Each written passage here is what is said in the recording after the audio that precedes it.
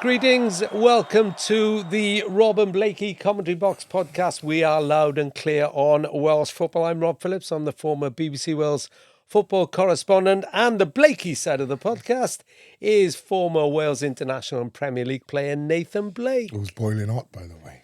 Who is boiling hot. We're coming to you from our usual home at the University of South Wales Atrium, where we're brought to you by the valued support of the journalism and media courses. Now, we had our technical problems last week. Many apologies, but episode 1 is still available via all social media outlets, Instagram, X, Blue Sky, Threads, and of course, we are on YouTube. You can still watch it.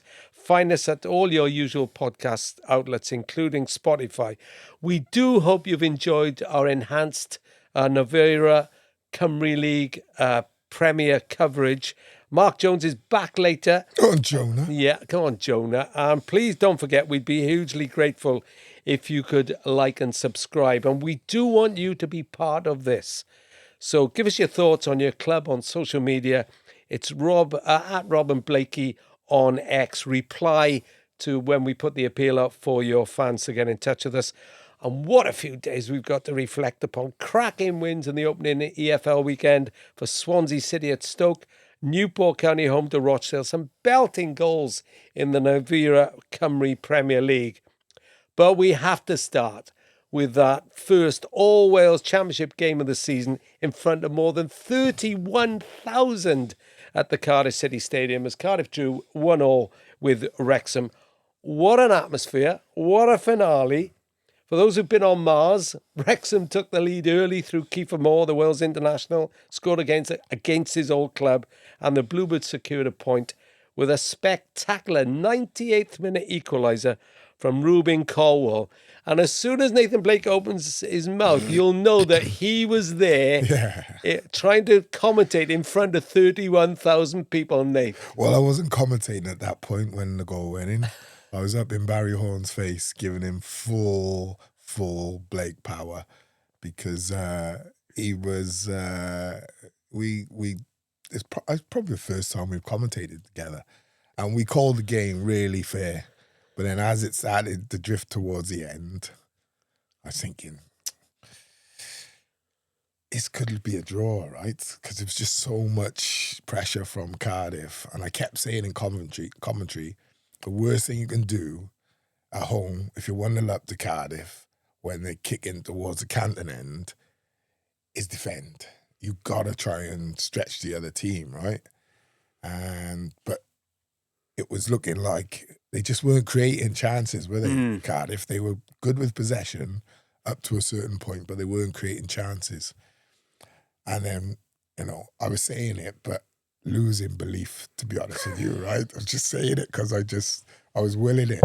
And then, as you can hear from my voice, excuse me, you said you could hear me wailing in the back. That was me giving a full power move to Barry because, like I said, you could tell last 5-10 minutes, he was going to give me some, I think. So I was just, all friendly, all love. Yeah, exactly. Yeah. And I said before the game, I don't think you could judge either side's prospects on the back of the opening game of the season. Partly because there's a transfer window still open. Yeah. So they may change. They may look at different proposition, both of them, by the first week in September. Well, I think Cardiff will anyway because you're playing with a false back four, really. You're playing without your two centre halves. First choice. Yeah. A few people took me down on social media. Nothing new there. Because I said that I felt... okay, we haven't discussed this. Let's have it. I felt Wrexham were good enough to get the win. And I felt that had they taken their chances, they could have been out of sight.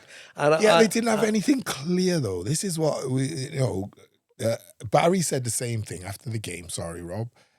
But I said, they were... Maybe that lob from O'Brien. And Sam Smith got through as well towards the end. Yeah, but there was nothing where you'd say, he's got to score. No, didn't miss sitters, but they had opportunities. Yeah, they were creating opportunities in the final third where Cardiff weren't, I think. Yeah. And Cardiff were better in possession than Wrexham were. That was basically the balance of the game. Cardiff better in possession. Wrexham better final third, created more chances. Yeah. Yeah. One of the reasons I said you can't read too much into it is that Wrexham were without Josh Windass, who I was just looking, and I thought they missed him. Only Zamvir Potnik of Swansea and Ollie McBurney were involved in more goals in the Championship last season than Josh Windass. 21 involvements, 16 goals, 5 assists. He's a good player. He's a wicked player. Yeah, he is. Yeah, I love him. But as you rightly point out, Cardiff were without Dylan Lawler, Callum Chambers, and that showed as well. Kiefer Moore, fair play. I thought he took his goal really well. Yeah, I think, I thought it was a great goal. Right. The problem was Osho was too deep. Should never have been onside. What I liked about Kiefer, he let it roll an extra sort of yard or two. But I thought, listen, I always say goalkeepers is a different thing, right? He went high, but he didn't go high with a zinger. He didn't lace it. He went high with an instep. And I don't think he got power on it, but not enough power. Like I've seen Trott, like... You thought Nathan Trott should have had it, did you? Well, should have had an attempt at it. Right. Yeah?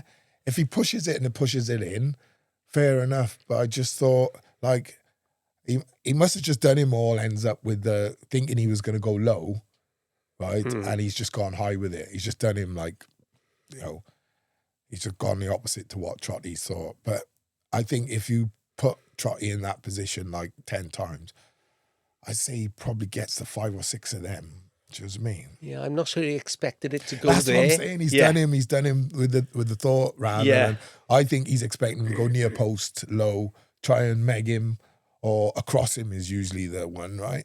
But, he's gone high and done him. And as we've seen when Kiefer Moore plays for Wales, he does get a booking. But he does. I don't think I was a booking. No, I didn't think it was either. I think it was the Foul and Osho. Yeah. I think Osho bought it. But what he does is bring others into play so well. He's brilliant at it.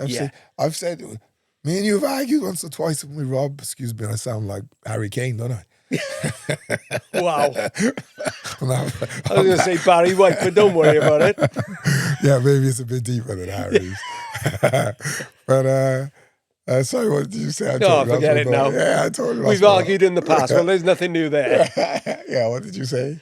Kiefer Moore, he's such a good... Yeah, he splits opinion. But Welsh fans love him, right? Yeah. Even Cardiff fans giving him stick. I think Kiefer Smiling knew, like, you don't really hate me. You know you love me, right? He keeps scoring against them. Yeah. Well, he was... But he scored for them as well. Yeah. So, but I just think, like, for the way we play with Wales, I think he's the perfect foil C. I think when you got legs like Brooks, Wilson, Broadhead, you could go on and on, right? You got so many of these attacking midfielders for Wales, brilliant attacking midfielders. What you haven't got is, well, you've got him, but he doesn't play as much. Yeah. I think that platform, if you've got someone like that, and he'll run a channel for you as well, Kiefer. Yeah. He closed down, and he does a bit of everything. He's not just a big man, I don't think, right? I think if you looked at his performance and you looked at Salak's performance, they were miles apart, weren't they? Yeah, they were. They were miles apart. I thought they dealt with... I do like Doyle, the centre-back. I think he looks a quality player. Yeah. And I thought Imre, the wing-back as well. Yeah, so what I thought was the centre-backs, there's 3 of them, right? I thought Yusuf gave him a bit of an easy ride. So what I would be saying to Yusuf was, when the ball comes up, it's a psychological game, right? Not just a physical game. If the keeper kicks down the left channel and you beat the right side centre half in the air, boom, flick on. Whether someone's running behind you or not, doesn't matter what the centre back thinks. Centre backs love to come, Pezza to tell you, love to come bang. That's Jason Perry for the end. Rough up the centre forward, right? I used to think to myself, well, I got to spring like I've got like a kangaroo spring. So I'm gonna do you. If I do you the first couple, now I'll tell you, I'm one ahead of yet, mate. Yeah. I'll get into your head, right? Now, maybe that's not going to go on, but just simply by doing the action and winning the header, it would unsettle, right? Because all of a sudden the centre-back's going, I can't do him in the air, right? Then his physicality. So you get up and get against him and you roll him once or twice. And then you outpace him once or twice. All of a sudden, centre-backs drop off you, right? That's what I would be saying to Yusuf. That's what you've got to understand about playing centre forward now. Because a lot of the players at Cardiff need to understand the Championship is a different thing. It is. It's a totally different thing to League One. What they found quite straightforward and simple on League One, and that's not simple as a disrespect, you got promoted. I mean, sometimes you're coming up against teams where you're way better than. Listen, the Championship this year, pick your top 8. Good luck. And to me, Wrexham, the way they started the game as well, they looked like what they'll be. They settled in quicker. Contenders. Yeah. Cardiff looked nervous. For those 8 places.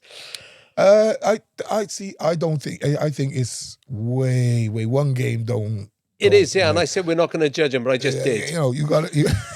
So never take into account really what I say at the start, because it may change within 5 minutes. Well, you got the 3 you got the 3 teams who come down. You got the 3 teams who come down, right?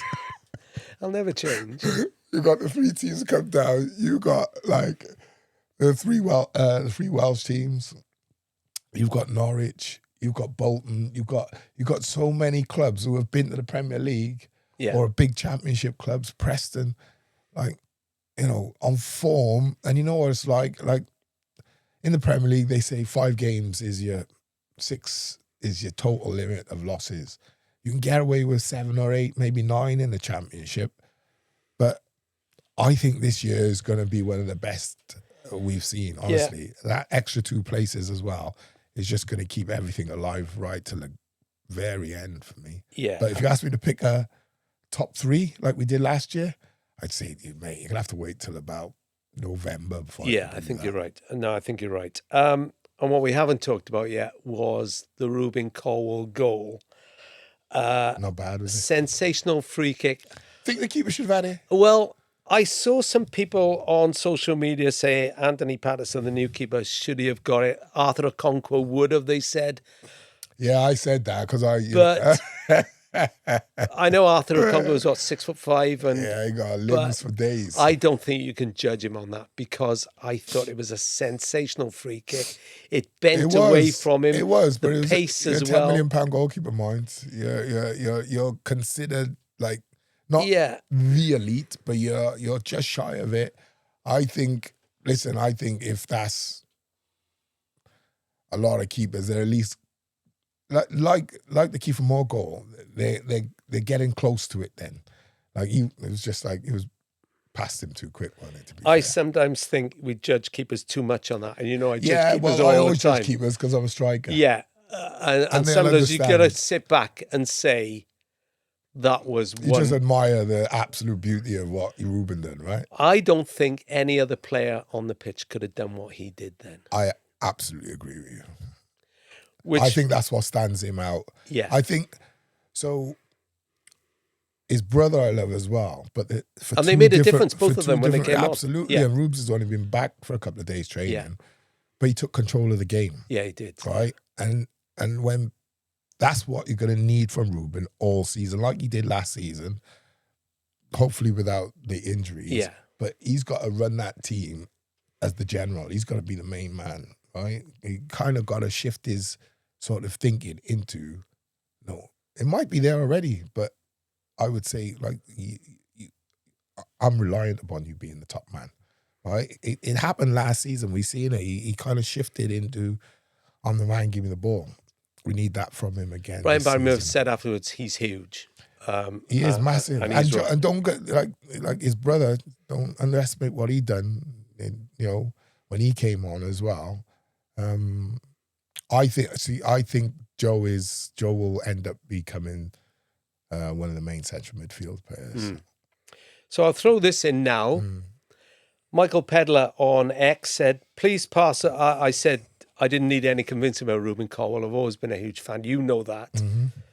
You think I've sometimes gone over the top on him, but you know I'm a huge fan. He said, please pass on to the national manager who obviously doesn't rate him highly. Now, this comes up all the time. We've talked about Craig Bellamy sort of bristling when you ask him about Rubin Colwill. What I will say is this. I would like your thoughts on this, Nate. We've been critical sometimes of Craig's in-game management. Subs in particular, he got a lot of criticism for Bosnia. I checked, Rubin wasn't on the bench for the Bosnia game, which Wales lost. But when you've got talent like that, I take he's not Wales's number 1, number 10, if you see what I mean. But is there always a place on the bench for someone like Rubin Colwill? See, I think he's the most natural number 10. Yeah. I think everyone else, like if you look at Harry Wilson, Brooksy. But they're Premier League. No, what I'm saying is they didn't start as 10s. They're not, they're wingers who can play 10 or play 8. Do you know what I mean? They you know, Brennan Johnson, he's not a 10. We've tried to play him as a 10. So I think he's the most natural 10. And I think it comes a stage where you got to put it on the player. All right? It's, you know, I always say when managers make decisions, they always make it 99.9% of the time for the good of the team, all right? Because no manager's going to shoot himself in the foot alone. I'm probably contradicting myself there because I know one or two who have. But Craig's not going to shoot himself in the foot. But I just think he doesn't see, and the more you press Craig into saying, like, he should be the number 10, the more he's going, well, he's not going no. He's going prove it. Yeah. And that's the challenge for Rubin again. I'd say to any Cardiff fan, listen, it's not he doesn't like Rubin. He's Welsh. He wants everyone to be. And if he's got a hot property like Rubin, who's in the championship by, say, October, November, renowned as one of the best 10s in the league, if not the best 10 in the league, because that's what it takes, Rob. Best in the league. Yeah. Right? Because we're not on the top level yet. You still got to go to the Premier League and do it, right? So I think it's for Rubin to prove to Craig, right?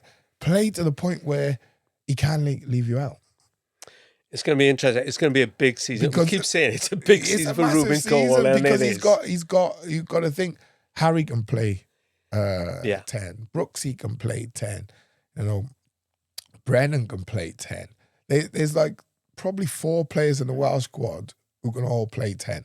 Like if you said to me Liam Cullen, I would say I don't think Liam is in Rubin's league, right? But I think Rubin is in Brooksy and their league. Yeah. Because he not only can score and do things like he done Monday night, but I've seen it, Rob, many times. I've sat commentating and laughed because I know the pass he's seen and he's made it. Yeah. And then others are gone. You hear him go, oh. You know? Yeah. So for me, Rubes, he's just got to prove it. He got to be the top man in the championship this year, or one of 3. And I think if that happens, I think Craig goes, because he's got everything else, stature and everything.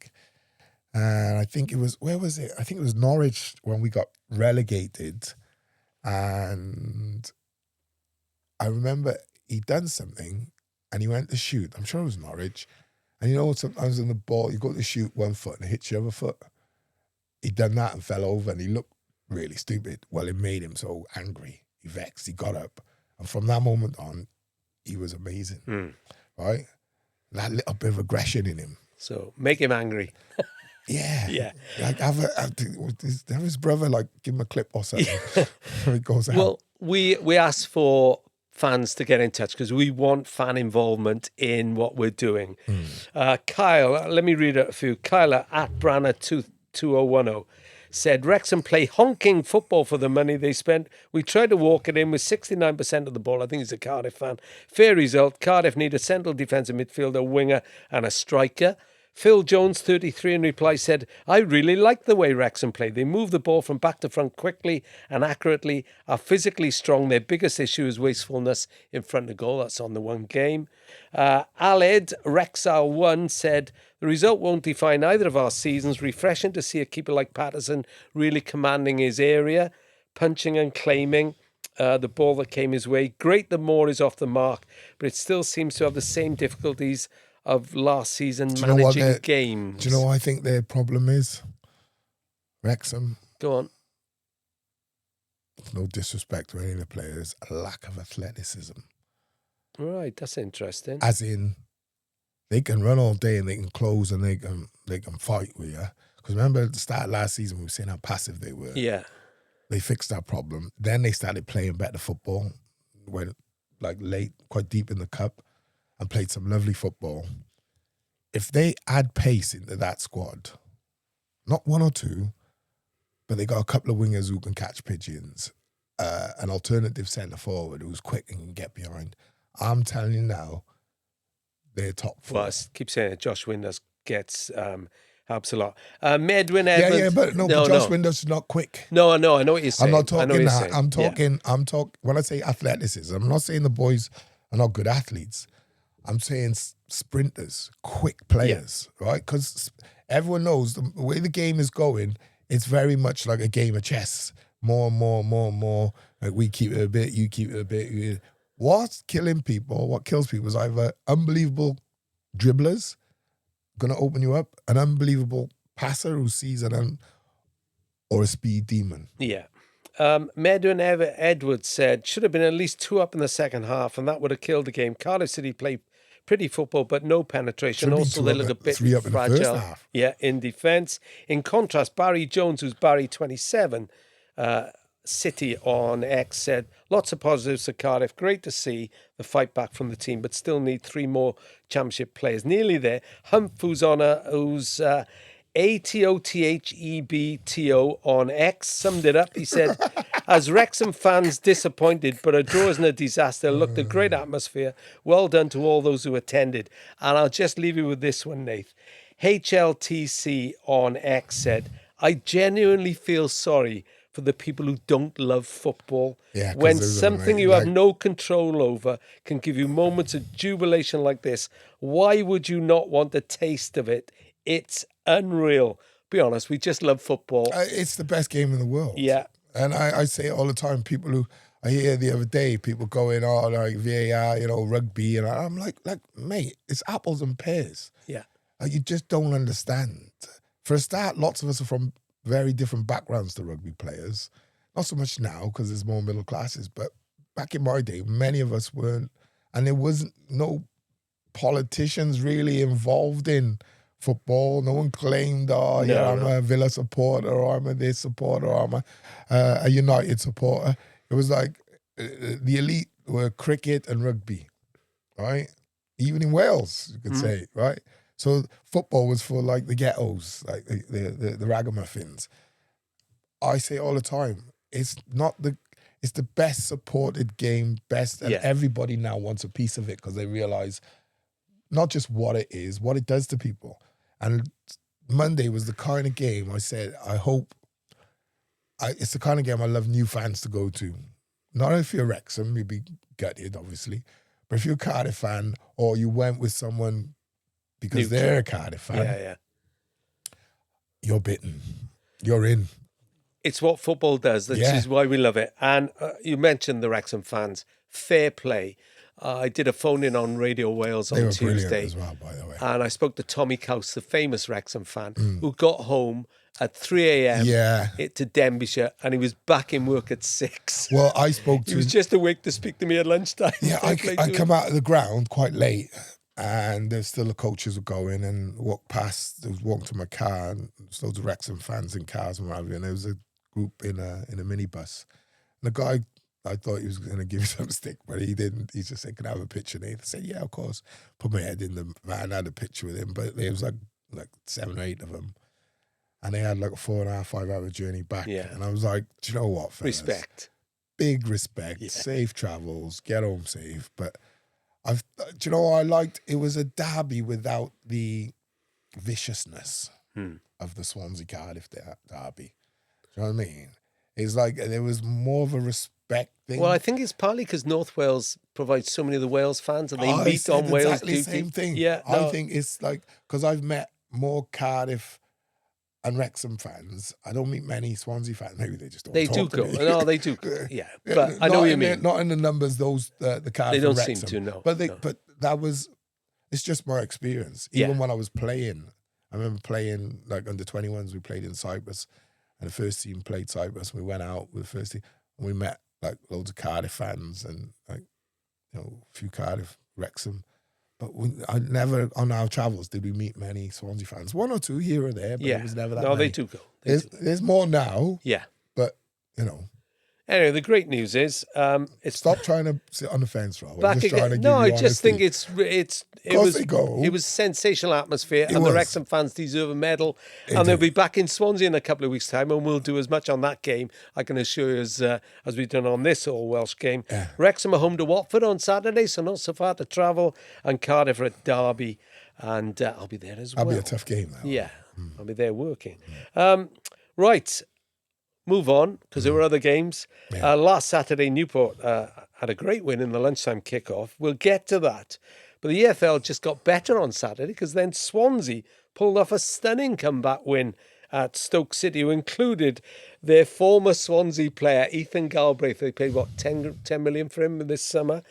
Not surprisingly, if you've not seen it, it's on social media. The Swans fan had a special song for Ethan Galbraith, who left at the end of last season.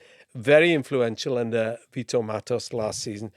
And it's quite a good song. I don't think Ethan would probably like it, but it's what happens in football, it's banter. But they had the last laugh against him. Goals to Joseph Opoku. And the winner from Adam Eder, 44 seconds after going on as sub. And it's not one of those, you're a footballer, Nath. There's some grounds you think traditionally you don't do well there. That was only Swansea's second league win in 16 visits to the Potteries. What a great start. It was a fantastic. They don't usually start well with their opening games, do they? And they always play away. Middlesbrough quite often. I've been there a few times. Listen, I think as time goes on, I think Stoke will become a tougher and tougher place to go. They're a team I didn't mention. Another one who's going to be up a lot of money out. Yeah. So I thought going there and getting a win. Listen, a point would have been a hell of a result, but to get a win was a bit special. And the way they done it wasn't luck. No, it wasn't. Oh, you've just scraped it, or you've nicked one and back on the coach and all. They played well and good substitutions as well. You got to give the manager credit. 44 seconds, come on, and then you score, and it was a well worked goal. Well as well, yeah, it was what I call a striker's goal. Yeah, good wing play as well. Good ball across, but he anticipated the run, and the defender was too far away from him and just slotted it. I thought it was a really good goal. Well deserved win. Yeah, and I've got to say, all I've read about the game and I've seen, Jay Fulton, the experienced midfield player, certainly seemed to outshone Ethan Galbraith. He played well. Yeah, and so many times Cabango played well as well, mind at the back. Yeah. He had I think late on he done a block tackle. The lad was like left corner of the 6-yard box, like moved the ball. He's got across, good slide tackle, and then he's got cramp. I think afterwards I was laughing when I seen it, but he had cramp. But it was a last ditch, saver basically. It would have been a draw if not. But yeah, some really good performances. But you have to say, we've met the manager, right? Really nice guy, but he's putting his touch on things now. Yeah, I think you can. And this is no disrespect to anyone. So anybody, but I think the players that they've lost aren't as good as the players. They've brought in a higher quality of player, for me, into their squad, and they look a bit more knuckle in there, because that was a fault of theirs last year, if you ask me.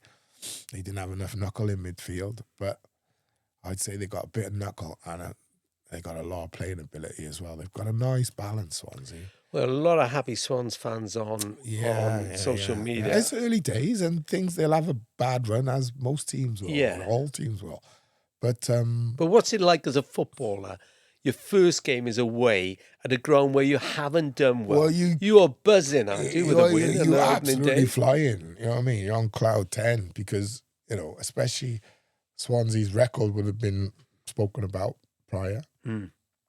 Stoke, really tough place to go, demanding fans as well, And Swansea traditionally, away from home, first game of the season, don't get a result, let alone a win. So to go to a tough place like that, what it does, I always say, once you see 3 points on the board, you've won, you've played well, you deserve to win, that gives you your confidence level has just stepped up a bit, right? If you get a second and a third win, 3 league win, you're kind of onto a roll. You believe we can go anywhere and win. Well, they've got your old club, Sheffield United, at the Swansea.com this weekend. They won't win that. You said that, not me. Paul Chapman on X asked for a reaction. He said the usual pre-season optimism often fades away after the first half a dozen games. But he says this season already feels like it may be a memorable one. Stoke's goal was against the run of play. Some of our touch play going forward was outstanding. Love this bit. Snoop Dogg's army is on the up. Yeah, well, like I said, the second goal, the way they got in, it was a lovely move, passing in midfield and then down the left-hand side. It was a good goal, Rob. It was a really good, great result all round. So, yeah, I think Swansea fans, listen, it's not for me to get carried away or not, but optimistic. If on one game you look better than you did last year, then yeah. And Zambi Potnik, they turned down Hull's bid. There's still time left in the transfer window. Come on, mate. Well, you said 32 million you'd ask for last week. I would ask 25 to 30 million. Yeah. And I would be, if I sold for 25, I'd be getting 5, 6, 7 million on appearances and internationals and whatever, and sell-on fee. And West Ham were linked with him as well, but they've now gone for the former Swans striker, Joel Pirou, from Leeds. So, and they won without Zambi Potnik scoring. If you offered me Pirou or Potnik, I'd probably take Potnik. You would? Yeah. Interesting. Take Potnik. I think he's got a wider variation of how he can score. Yeah. And yeah, I'd probably go for Potnik. I rate Pirou, but I would probably go for Potnik over him. So that was brilliant on Saturday, and it started with, I was at Newport, where Hayden Mullins made a stonking start to his managerial reign at the League Two club with a 3-0 win over newly promoted Rochdale. Three of the new boys scored: Carl Cameron, Shaquille Gwenge, and Yaya Bamba. Their biggest ever winning margin on match day 1 of the Football League season since they beat Accrington in 2013-14. Were they? Yeah, were they? Oh, you're on the ball today. And seen the league table with Newport top? Listen, things you love to see. Well, it's just do you know what I said to some mates of mine the other day. They said, "What do you think?" I said, they look more like a middle of the table kind of outfit. If they can add a couple of more, because their squad is still too small for me. If they can add 2, maybe 3 players to that squad, maybe even 4 if they can afford it, 5, 6, no, about all 4. Right, calm down. No, but listen, ideally I'd add 5. If I can't get 5, I'd give me 4, 3. They need more though, definitely. I'd say they need at least 3 more, to be honest with you.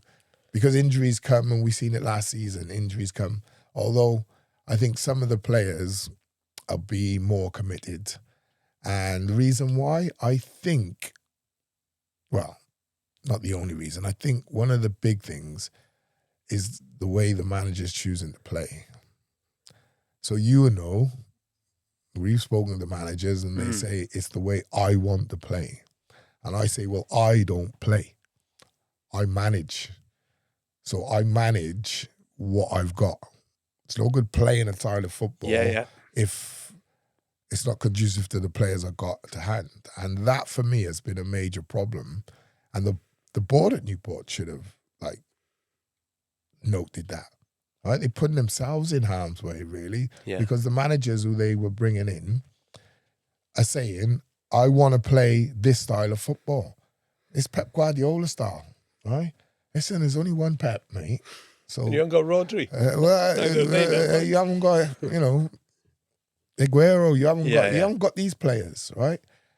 You're shopping in the basement, and you're having to go non-league and pick up hopefuls.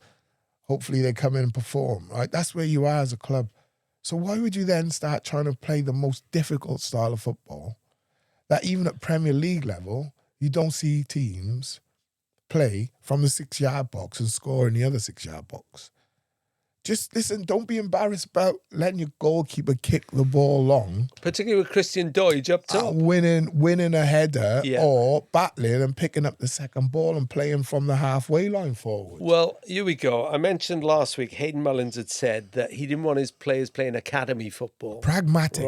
Right? He's playing to what he's got. He was direct. They were direct when they had to be. They look particularly good at set pieces, which they haven't always done. And he's only been there a little while, man. You haven't had time to settle in properly. Yeah. And afterwards, he said he felt the home win was huge to get the crowd on side. He wanted to make a statement, but he also tempered that. And I thought this was really good. He said, look, there will be times this season where we will suffer. Yeah, well, it's not always going to be like that. Well, everyone knows that. You know, it doesn't matter if you're top of the league. You'll go to teams sometimes and 2 or 3 players are not on it.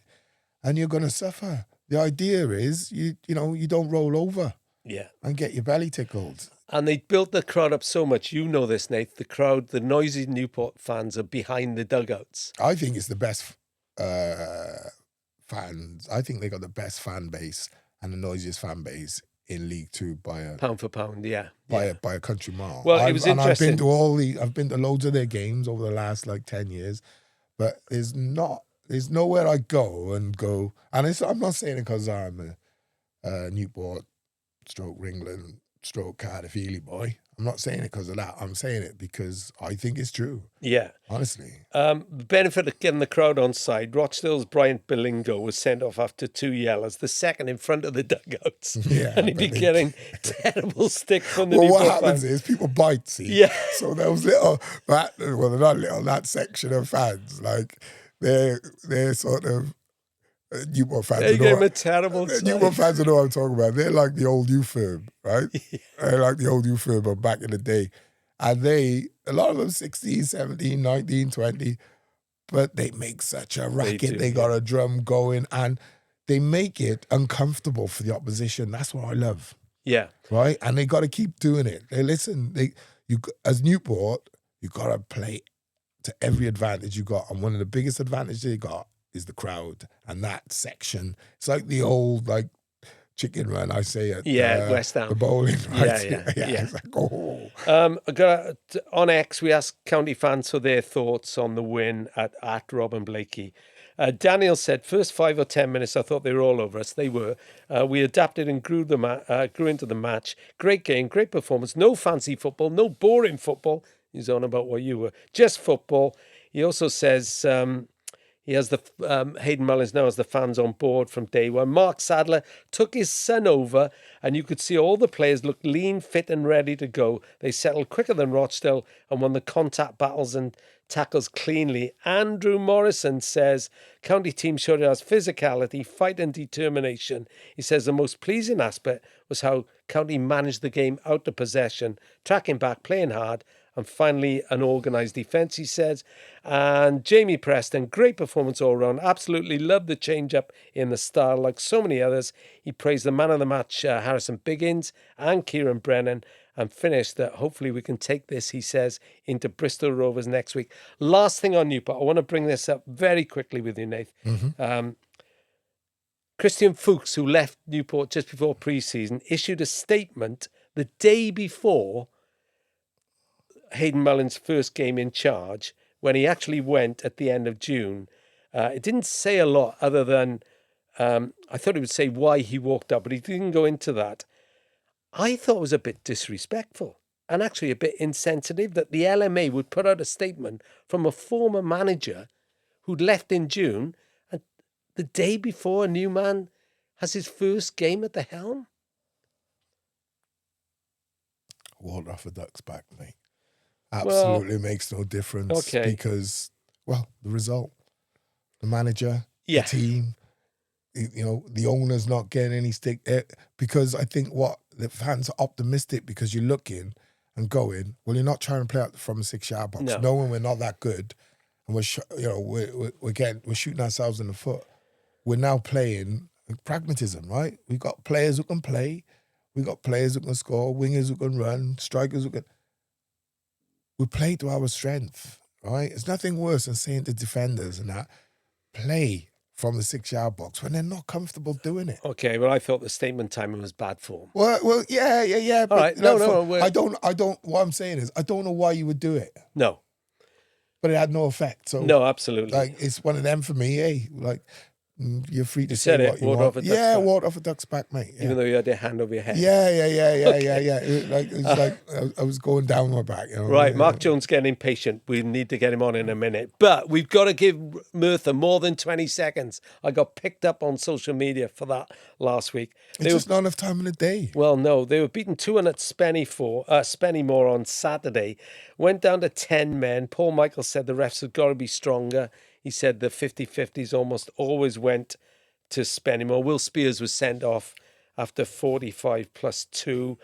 Kane Simpson, though, opened the scoring, and then they were done by 2 goals in the last. Well, the winner came on 90 plus 4, and the first goal came through Glenn Taylor. The winner came through Glenn Taylor. Paul Michael's gone full time. He's been doing soccer schools this week, which is all part of enhancing the role. Then last night, Merthyr took an early lead again against Telford. We're recording this on Wednesday afternoon. Kieran Evans put him ahead before Telford's Rio Owen and Matt Stenson scored either side of the break. But Merthyr had the last words when Morgan Wigley, who's just joined from Cardiff, scored. What's his name? Morgan Wigley.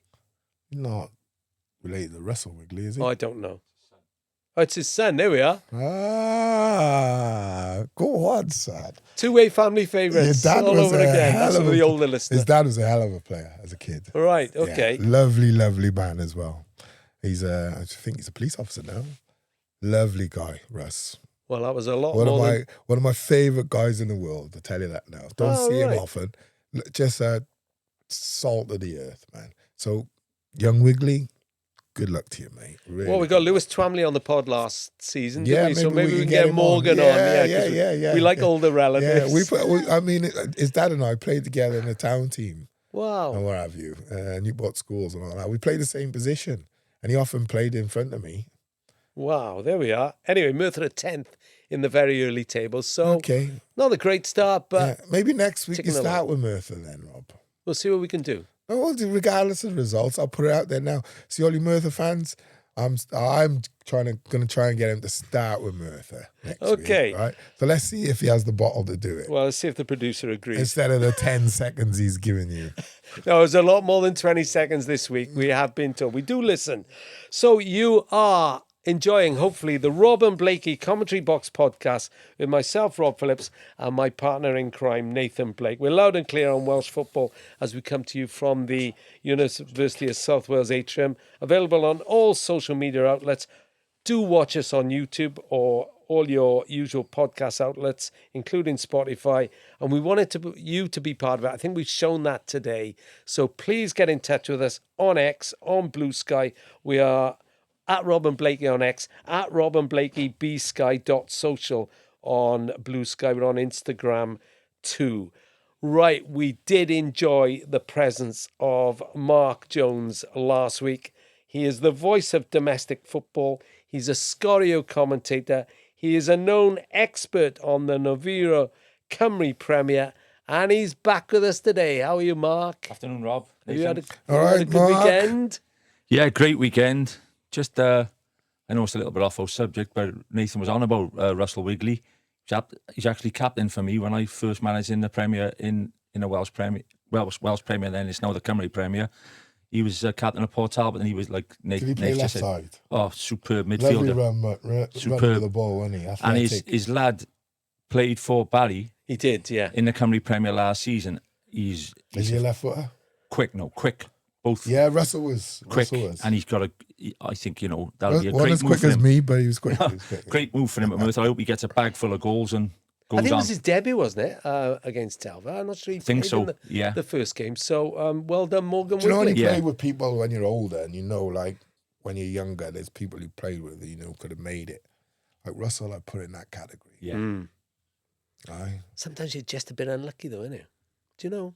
No, it takes a mental. Rob, I say all the time, there's so many reasons why you might not make it. don't make it. Yeah. Right? Yeah. It might be an injury. It might be confidence. It might be someone in the dressing room you don't like is getting on. Maybe the manager don't like you. It might be just like you not improved enough to get to that stage. You just don't know. You thought Russell Wigley could have... I've played with players when I was younger. I could name probably 8 or 9, I think, who I think, circumstances were different. And listen, they might have got to a professional club and just not be able to handle it. That's another thing. Yeah. I was explaining to you something earlier, right? Which like if you're like weak and like that's something that someone has over you and you wilt. And then your confidence goes and then career's over. Well, it's good anyway. Oh, what a connection. It's a small world, isn't it? Small world. Novira Cymru Prem, Cam Bryan and Clitter got their first win. Yeah, I was lucky enough to be there, Rob, last Friday evening at the Ronda, up in the Ronda. Great place to go. And I was really pleased that the official crowd was 750, which is fantastic. They've been years now. They come through the leagues and they finally got there. And it's almost the same committee, Rob, especially the chairman and the people, people around him, and they've stuck by him, and they've done a fantastic job in getting to the league. And it was a great game last week as well. 0-0 against Flint, Flint have been in the league for a few years now, but they got a penalty in the last 10 minutes. And Liam Eason gets his third goal of the season. Two penalties. Somebody said to me, I said, I think he'll get 15 or 20 goals, Eason. He said, he scores too many penalties. I said, do you realise how hard a penalty is with 8 minutes to go to create the first win in pressure in a Cymru Premier League? Yeah. 6 weeks after, we mentioned last week, we've seen Mbappe and Messi miss them. I know it's much higher levels, but at any level, pressure's pressure. Pressure's pressure. Right? There's no sort of if you're a League Two or you're in the World Cup final, it's pressure. It's all relevant, it's isn't it? pressure, Yeah, it mate. is. Yeah, but your pressure don't go up higher because you're in the World Cup. It's just pressure. He tucked it away smartly, and it was a great win, a first win. And they play Haverfordwest away this Friday night. Right, isn't the manager? There's a club chairman, is he? Yeah, and he's the son is the manager. Liam. Quiet lad, yeah, great. Liam Williams, right. He's just come on. He did brilliant last year in getting them promoted. Adrian Needs used to play for Merthyr, Bambi. Right, yeah. Bambi's is not on his backroom staff, and they really got things going up there. And genuinely, I think they'll be okay.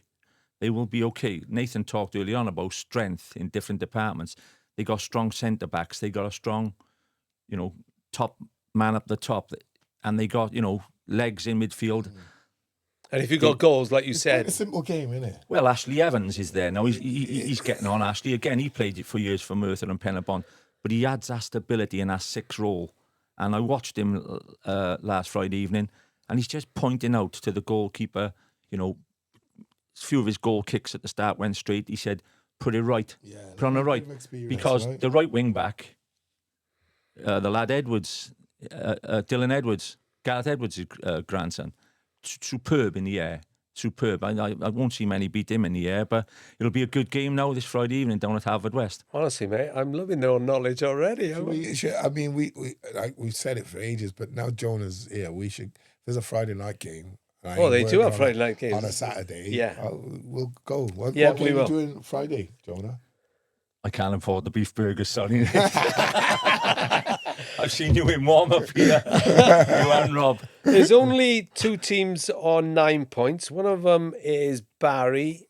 Had a good win, scored late in there against Cardiff Met. Yeah, penalty with, 8 or 9 minutes to go. And Barry, Steve Jenkins must be chuffed because they played the Met, who look a good outfit again, but he had his back 3 out completely. Will Richards, Callum Sainty, and one other. And they would really, that's the strength of their side last season. But he brought 3 in, and without them 3, I think they might have settled for the draw against the Met, but a penalty came up and was missed by Jack Shaw, the substitute, but followed in by Dan Smith for a 1-0 victory, which gives them 9 points out of 9. And the other team on 9 are Llandudno, top of the table, 2 goals in 90-plus minutes to see off Holywell, 3-2. Yeah, like you say, start of the season, like Nathan said about people, doesn't matter whether it's the start of the season, doesn't matter whether it's the end of the season. 3 points are vital. Yeah. And you get them any way you can. And they were, 1-1 with a couple of minutes to go, but maybe the early start of the youngster we mentioned last week, Jordan, he put on the couple of substitutes, and one of them come up with a goal as well, and they went by 3-1. 9 points out of 9. I mean, that's why football's so simple, right, Rob? Because it doesn't matter whether if you win, you only gain confidence from it. You get your 3 points, you gain confidence. But if you lose, the flip side happens, right? And the longer you go, we've seen it with Cardiff getting relegated, right? Newport going close a couple of times. Confidence is a massive thing, and it's all affected by whether you win or lose. Well, because I had a lunchtime kickoff. I saw Newport on Saturday. I got home to watch Carnarvon against Colwyn.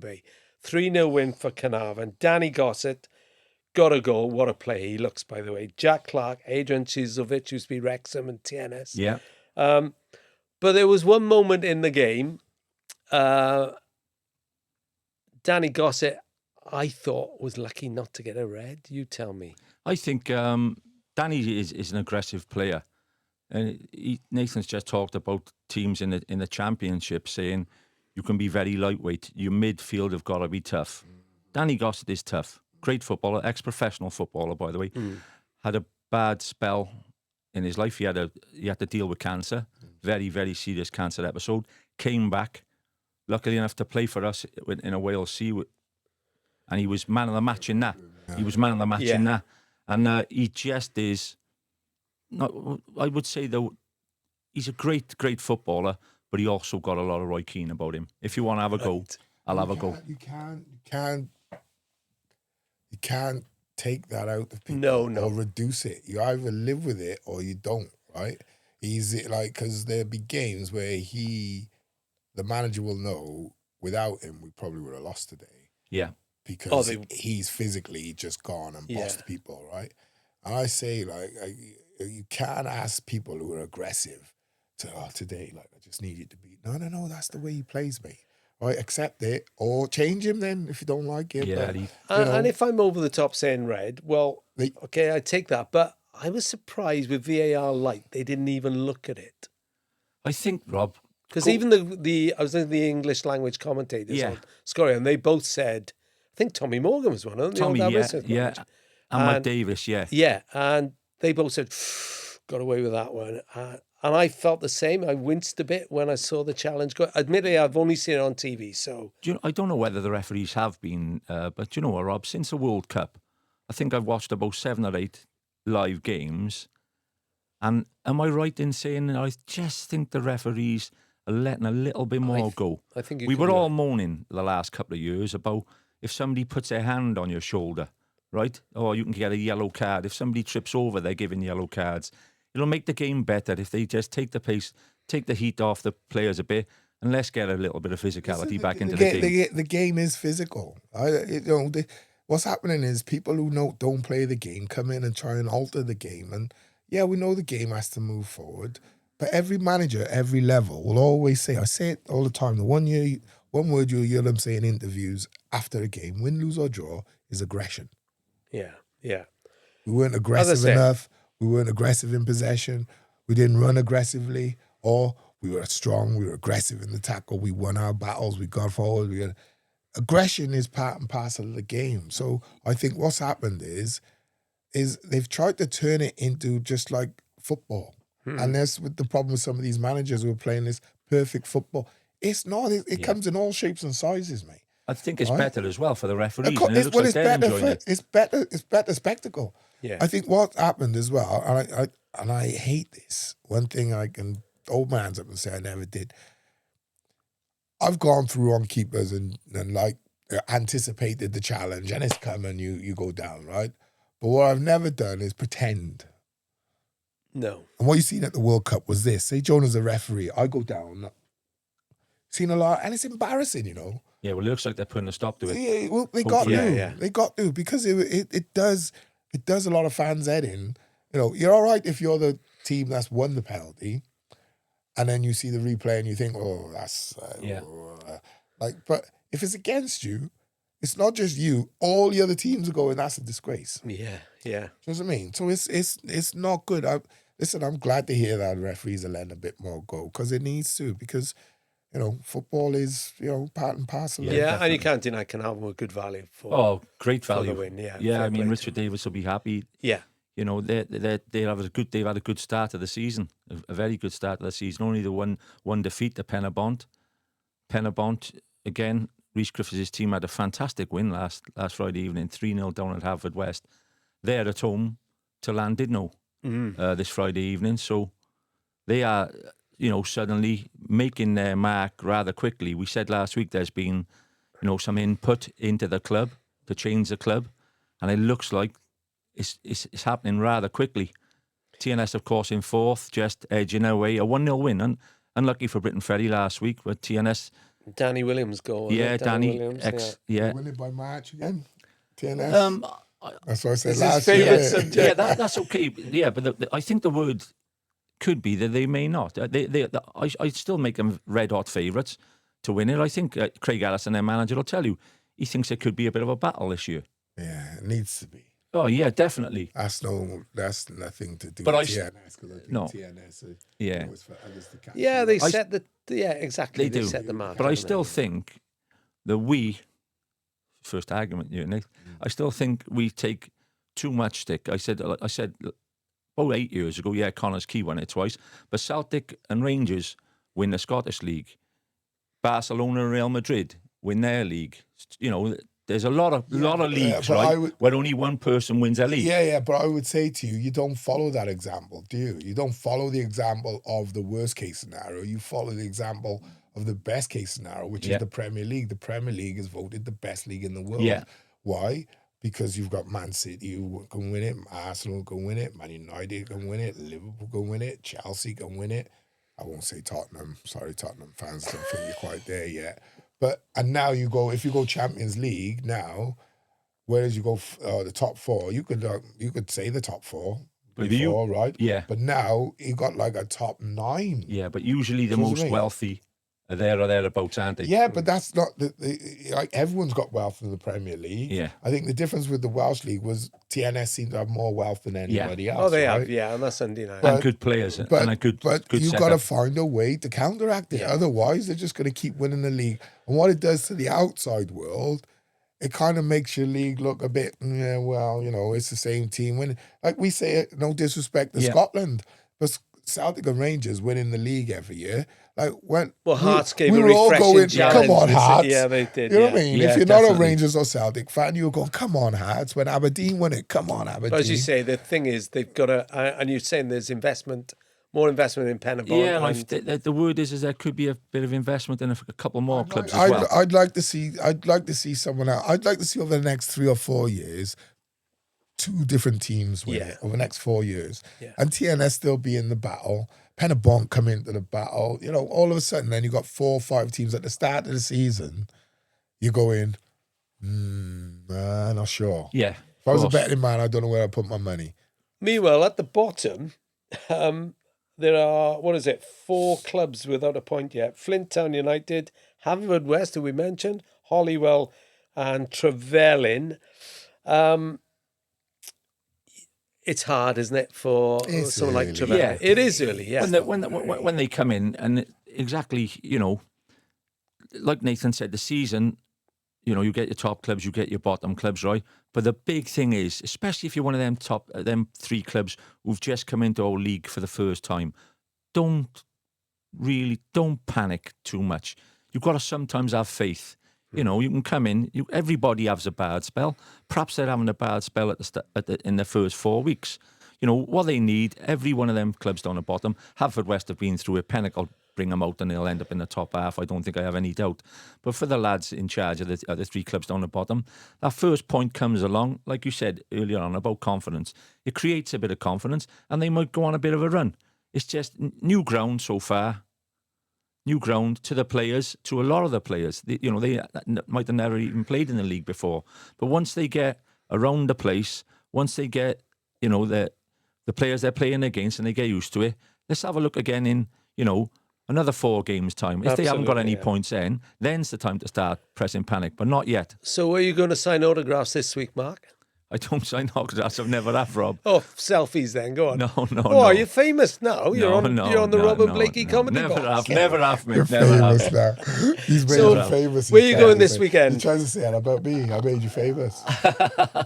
I'll be going to Haverfordwest Friday night. They're playing Cambrai United. As I just said, Cambrai and United. So that'll be a big game.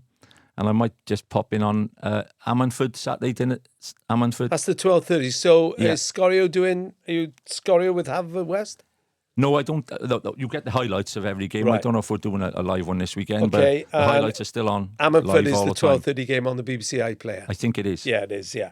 So you got Cardiff Met TNS Friday night, Colwyn Bay host Airbus, Flint against Britain Ferry, Haverfordwest play Cambrai United, see Jonah, ask him for a selfie.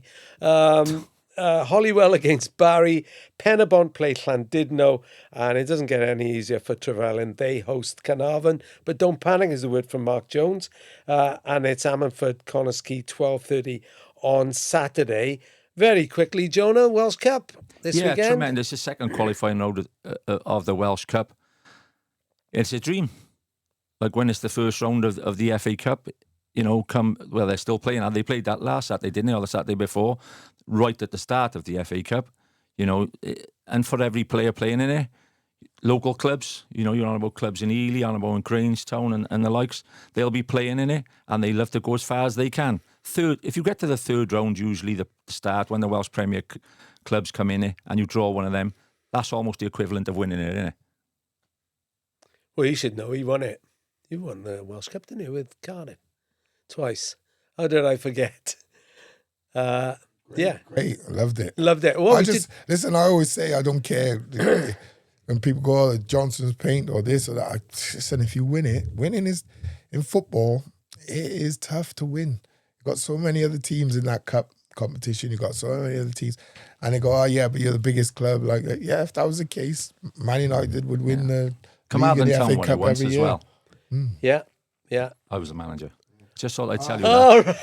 I let you get away with it, but I got to stick up for the Welsh Premier, not for me. no. Anyway, enough about me. It's fine. Sorry, mate. Johnny, you've been brilliant. Sorry, I watched you for 3/4 of an hour. Sorry, mate. The knowledge you brought is just what we wanted. So I do hope people are enjoying the Novira Cymru I would have come down League, to the you this enhanced Friday coverage. if I wasn't busy. When you're ready, boys. Sorry, yeah. I was just about to sign off. Sorry. It's been brilliant, Jonah, having you. We'll see Jonah again next week. Hopefully we'll see or hear from you. Don't forget, we're on all your usual podcast outlets. We're on YouTube. If you want to get in touch, at Rob&Blakey on X, or it's at robandblakey.bsky.social on Blue Sky. We're everywhere, basically. But please join us again next week, where hopefully Jonah will have signed some autographs or done some selfies, and Nathan Blake will get his voice back. Because as much as I like Barry White, I prefer a loud Nathan Blake. So enjoy, everybody, and join us again for the Rob&Blakey Commentary Box podcast. We're loud and clear on Welsh football.